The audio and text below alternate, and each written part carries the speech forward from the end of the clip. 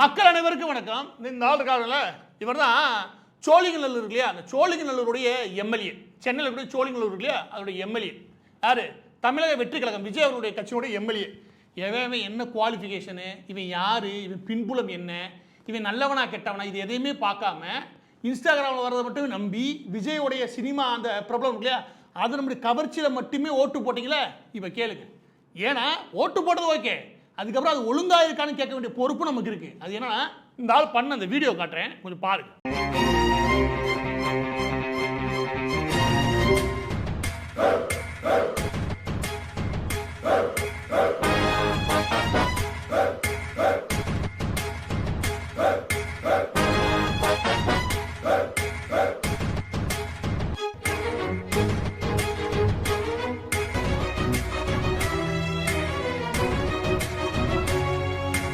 இதில் என்ன நடக்குது அப்படின்னா, சென்னைக்கு வெளியில் இந்த சோழிங்கநல்லூர் பகுதியில் இருக்கக்கூடிய ஒரு ஐடி பார்க் நிறைஞ்ச ஏரியா, அதாவது நிறையா தொழில் நிறுவனங்கள் இருக்கக்கூடிய பகுதி. அந்த பகுதியில் இந்த எரிஞ்சது இல்லையா, அது என்ன அப்படின்னா ஒரு மஹிந்திராவுடைய வேர் ஹவுஸ், மஹிந்திராவுடைய வேர் ஹவுஸ் ஒன்று இருக்குது. அதாவது ஒரு குடவுன் ஒன்று இருக்குது. அந்த குடவுன் 10 எரிஞ்சிருச்சு. குடவுனுடைய சைஸ் ஒரு 25,000 ஸ்கொயர் ஃபீட்டுக்கு மேலே. அந்த குடோன் 10 எரியுது. அந்த பகுதியில் 400க்கும் மேற்பட்ட கம்பெனிகள் இருக்குது. அந்த பகுதியில் சுமார் 8,000க்கும் மேற்பட்ட ஐடி ஊழியர்கள் மட்டும் கிடையாது, பிற நிறுவனங்கள் பார்த்தீங்கன்னா சுமார் 15,000 ஊழியர்கள் அந்த பகுதியில் வேலை பார்க்குறாங்க. இதை ஏன் நான் சொல்கிறேன் அப்படின்னா, ஒரு இவ்வளோ பெரிய குடோன் எரியுதுன்னா உடனடியாக என்ன நம்ம இன்வெஸ்டிகேஷன் பண்ணணும் அப்படின்னா, எதை இன்வெஸ்டிகேட் பண்ணணும், அதாவது எதை நம்ம கேட்டு அறியணும், என்ன ஆய்வு நடத்தணும், இது எதுவுமே தெரியாத விஜயோடைய வலதுகரமாக இருந்துட்டு விஜயோடைய ஸ்டிக்கர் ஓட்டுறது, அவருடைய திரைப்படங்கள் வரும்போது அதுக்கு பிளாக்ல டிக்கெட் விற்க தெரிஞ்ச ஒரு ஆளை கொண்டு வந்து நீங்கள் எம்எல்ஏ ஆக்குனதுனால இந்த ஆள் என்ன பண்ணுறாங்க பார்த்தீங்களா நீங்கள் வீடியோவை? விஜயோடைய படத்தில் ஒரு மியூசிக்கை போட்டு இதை நிறையா வீடியோ எடுத்து அப்படியே உடனடியாக ரீல்ஸ் அப்படி விட்றேன். எம்எல்ஏவுக்கு இதோட வேலை, ஒரு எம்எல்ஏவாக இருக்கிறவனுக்கு இதுவாக வேலை ரீல்ஸ் போடுறது? ஐயோ, இவங்க ரீல்ஸ் பைத்தியமாக தான் வாழ்கிறானுங்க. ஏன்னா இதில் தான் இவங்க ஜெயிச்சா வந்திருக்கானுங்க.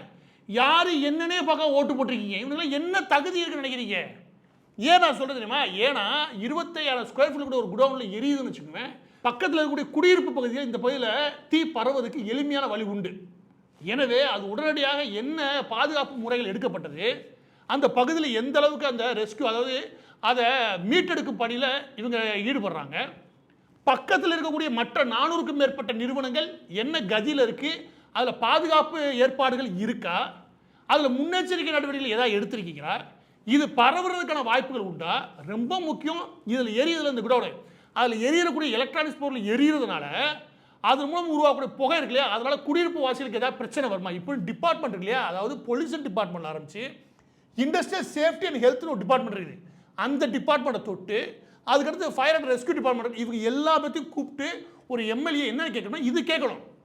அந்த பகுதியில் நிறுவனங்கள் என்ன பாதுகாப்பில் இருக்குது, அங்கே ஃபயர் சர்வீஸ் போய் வரதுக்கான விஷயங்கள் இல்லை, அது எந்த அளவில் இருக்குது, எந்தெந்த பகுதியிலும் போதிய ஏற்பாடுகள் இல்லை, எந்தெந்த பகுதியில் ஆபத்தான பகுதிகள், அந்த பகுதியில் இந்த மாதிரியான தீ விபத்துகள் ஏற்படும் என்ன ஏற்பாடுகள் அங்கே பண்ணணும், இதை போய் ஆய்வு பண்ணி நான் பார்த்துக்கேன்டா.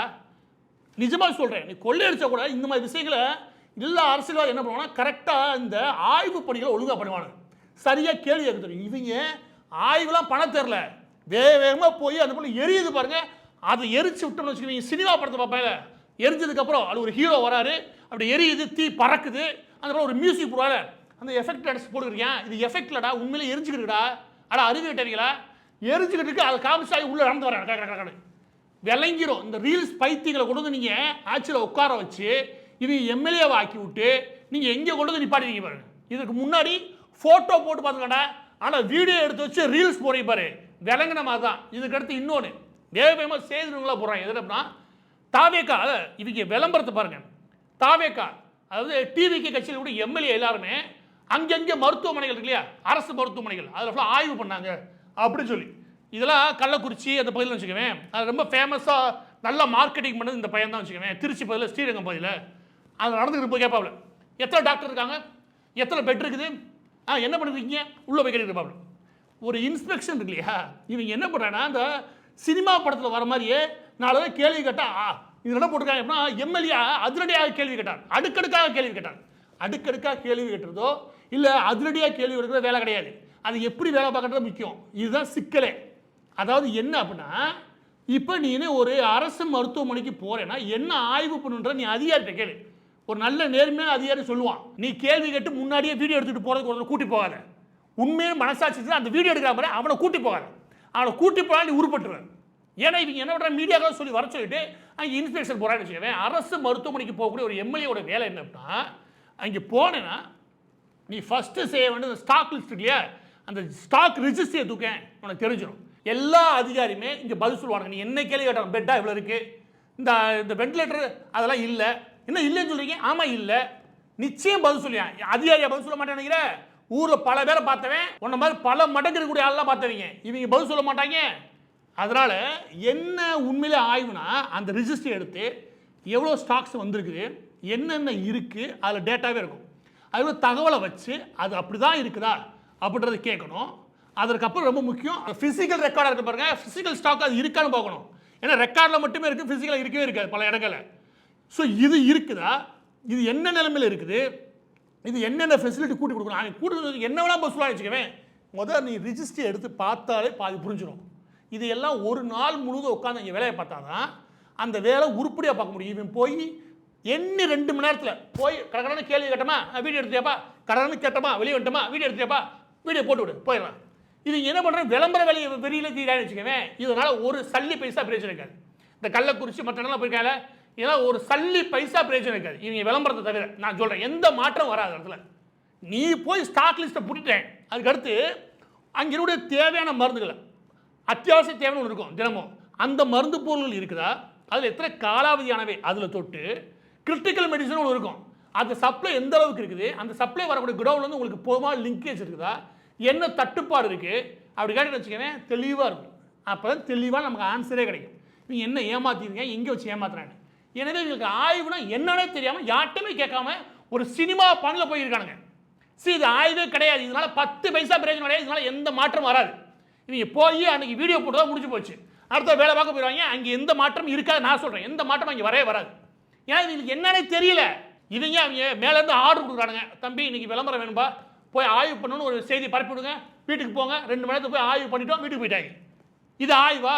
அங்கே எக்ஸ்ரே மிஷின் இருக்குதா, அது சிடி ஸ்கேன் எடுக்கக்கூடிய அந்த ஸ்கேன் சென்டர் இருக்குதா, அது என்ன லெவலில் இருக்குது, அது எப்போ வந்துச்சு, அது எப்போ இயங்காமல் போச்சு, அதோட நிலவரம் என்ன, இதெல்லாம் பார்த்து வச்சுக்கவே எதுவுமே இருக்காது. எதுவுமே இருக்காது. துணிஞ்சு அதிகாரியும் பதில் சொல்லுவேன். என்ன கேள்வி இப்போ? எனவே உனக்கு ஸ்டாக்னு ஒன்று தெரியணும், நம்ம என்ன இன்ஸ்பெக்ஷன் பண்ண போகிறோம் தெரியணும், அந்த ஆய்வில் என்ன மாதிரி அதிகாரிலாம் கோல்மால் பண்ணுவான்னு தெரியணும், அதுக்கு கொஞ்சம் படிச்சுட்டு போகணும். அது எதுவுமே இல்லாமல் நம்ம 4 படம் பார்த்துருக்கோம், அந்த படத்தில் ஒரு அதிகாரி ஒரு எம்எல்ஏ இப்படிலாம் இருந்தால் நேர்மையானவர் அப்படி நீ மண்டைக்கில் வச்சுக்கிட்டு ஊருக்குள்ளே பரப்பலாம் இல்லையா, அப்போ நீ போயிட்டு வந்து வச்சுக்கவேன், போயிட்டு நீ வருவேன், 4 செய்தி வேணால் வரும், எந்த மாற்றம் வராது. ஐசியூ ஆம்புலன்ஸ்க்கு லிங்க் ஒழுங்காக கிடையாது, அந்த லட்சத்தை பார்த்துருக்கேன். எனவே விளம்பரம் ஒரு வெறியோட தெரியாது. ஏன்னா இவங்க பார்த்த பல வீடியோ பார்த்துட்டேன், 1 மணி நேரம் அங்கே போயிருப்பாங்க, முடிச்சு வந்துட்டாங்க. ஆனால் செய்தி நிறுவனம் என்ன போகிறாங்கன்னா, பாருங்க அதிரடி காட்டிய, எந்த அதிரடி கிடையாது, எந்த மண்ணாங்கட்டியும் நடக்காது. ஏன்னா இவங்களுக்கு அந்த அக்கறையே கிடையாது. இவங்க எல்லாமே சினிமா முகத்தை வாழ்கிறாங்க, சினிமா முகத்தை சுற்றிட்டு வராங்க.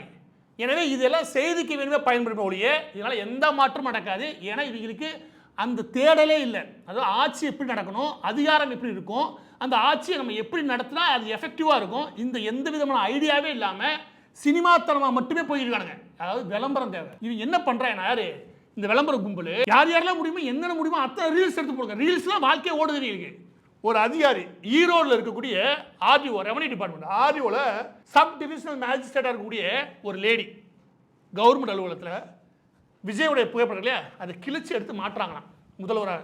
அப்படியே பின்னாடி விஜய் சினிமா பாட்டாக போட்டு அப்படியே தெருக்கி விடுறாங்க. இதுவாடா வேலை?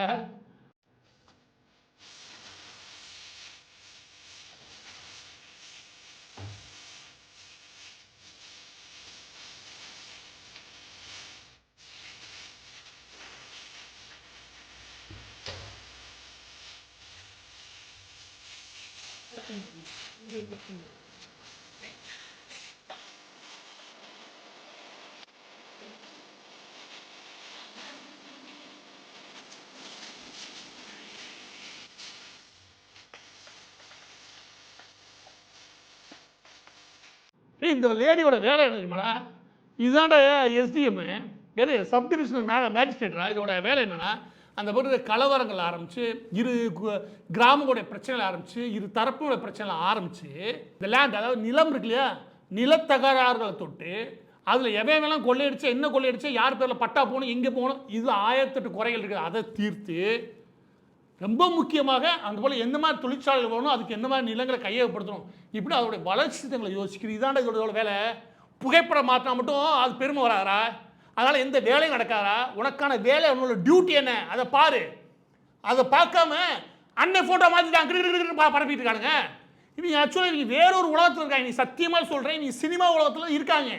அந்த சினிமா காட்சிகள் இருக்கு இல்லையா, அந்த காட்சிகள் மாதிரி இந்த ஆட்சியை பார்த்தா மட்டும் போதும், அந்த அளவுக்கு நீ பார்த்தா மட்டும் போதும் இவங்க நினைக்கிறாங்களா, இல்லை விஜய் நினைக்கிறான்னு தெரியல. சினிமா தரமான இருக்காங்க, சினிமா பார்த்து வாழ்ந்த கும்பல் இதை ஏமாற்ற முடியாதா, ஏமாத்துறான் அப்படின்னு ஏமாற்றி இருக்காங்க. இதை உண்மை, ஏமாத்துறாங்க. எனவே இது எல்லாமே இன்ஸ்டாகிராம், சோசியல் மீடியாவில் இதுக்காக மட்டுமே, இவங்க விளம்பரத்துக்காக மட்டுமே இதெல்லாம் பண்ணிட்டு இருக்காங்க. வேற எதுவும் இவங்க உருப்படியாக பண்ணலை. இதெல்லாம் பார்க்கும்போது யாரு இந்த சோழிங்களோட எம்எல்ஏக்களை இதெல்லாம் பார்க்கும்போது உண்மையிலே சைக்கோவாக இருப்பான்னு தோணுச்சு. ஏன்னா 10 எரியிற இடத்த வீடியோ எடுத்து நம்ம இந்த மாதிரி எஃபெக்டிவாக ஒரு வீடியோ போடுவோம், பின்னாடி மியூசிக்லாம் வச்சு போடுவோம்னு நினைக்கிறானா, அப்போ அந்த 10 எரியிறது இவனுக்கு எப்படி தோணுதுன்னா சினிமாத்தனமாக தோணுது. கேட்டா அது எப்படி போட்டால் தனக்கு விளம்பரம் கிடைக்குன்னு யோசிக்கிறானா, இவன் சைக்கோ. சினிமா பைத்தியமாக தெரிஞ்சவங்கள கொண்டு வந்து நீங்கள் இன்னைக்கு எம்எல்ஏ ஆக்கி விட்ட விளைவு இங்கே நிற்கிது. எனவே மாற்றத்தை சரியாக கேட்டு புரிஞ்சு செயல்பட்டால் நல்லது. இல்லைன்னா இதுக்கு மேலே சாத்துவாங்க.